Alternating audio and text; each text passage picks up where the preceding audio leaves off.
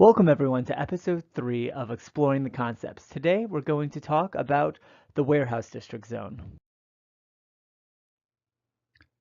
In episode 2 we talked about the entire park concept called Adventure Harbor and how it was split into each zone. Today we're going to focus on one of these zones called the Warehouse District. Let's take a look what we reviewed last time. Each zone has new ideas for ride innovations, restaurants, and highlights. The ride innovations for this zone include the multi-choice coaster, an interactive dark ride, a spinning thrill ride, and a family swing ride. There are 2 restaurants, an indoor modified counter service restaurant, and an outdoor cafe. And the highlight is this is the place where you can begin your park-wide scavenger hunt. Let's dive into each of these further by starting with the park map for this zone.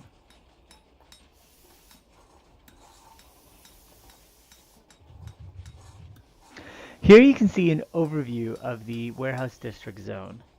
With an overlay, we'll see the 4 rides, including the multi-choice coaster, spinning thrill ride, family swing ride, and interactive dark ride.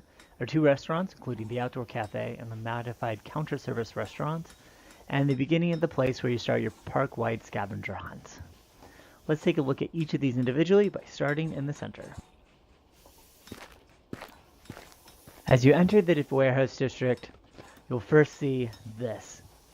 The story of the Warehouse District is that in the early 1900s, this was a thriving industrial zone, filled with factories and warehouses, and really the center of commerce. This was the place to be. As the 1900s continued, the area started to wane a bit and eventually became completely abandoned. Until recently. This is when a group of inventors called the Inventors Guild has come together to breathe new life into this area through creating the first ever Great Inventors Festival. They invite you to join them to celebrate inventing, creativity in this new steampunk world. Let's take a look. Turning 90 degrees to our left, you'll encounter our first attraction, the Great Spin Machine. This ride is designed to be a thrill ride for older kids and all adults looking for an adventure. You'll see it's similar to a scrambler in the fact that it has 4 arms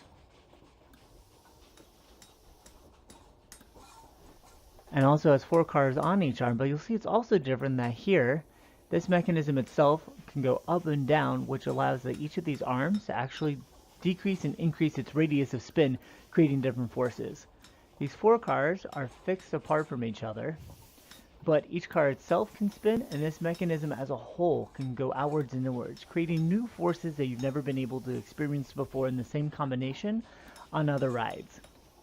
Here's a look of what it looks like at night. Let's turn 180 degrees the other way and see what's in store.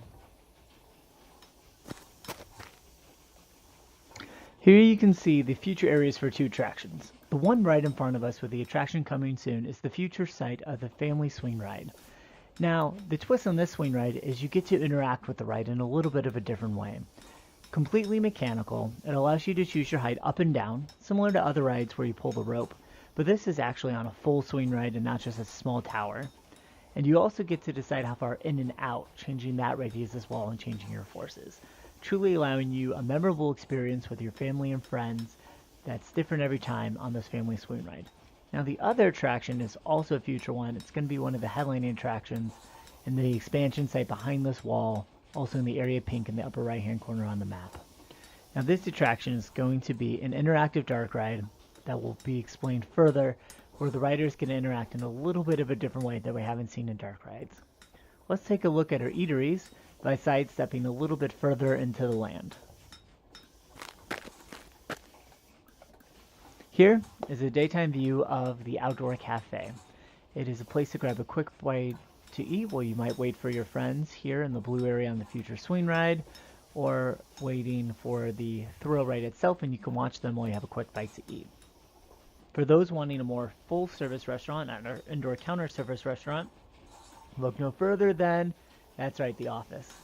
A speakeasy themed restaurant called the Inventors Club is hidden inside, and there's going to be a full video on this in the future.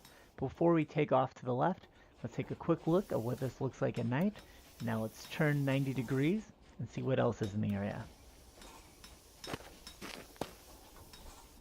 Down this corridor, you'll see several things. First, you'll see the entrance to a headline attraction called Riddler's Paradox. You'll also see here, this is the gift shop that you go into at the end of the Riddler's Paradox attraction. It is also the place where you can start your park-wide scavenger hunt set out forth for you by the Inventors Guild. You choose a guild, and an adventure ensues. Let's take a look at the Riddler's Paradox attraction itself.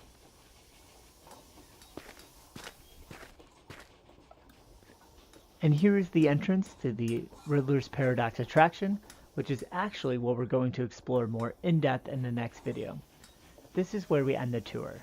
I hope this was a great overview of the Warehouse District, and you're excited to see what's more in store with the future series of videos looking at each attraction.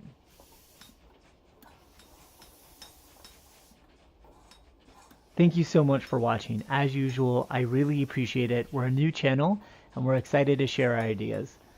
Please like the video if you enjoyed it, subscribe, tell others who are interested, and have a great rest of the day, and we look forward to showing you a new concept in a future video sometime soon.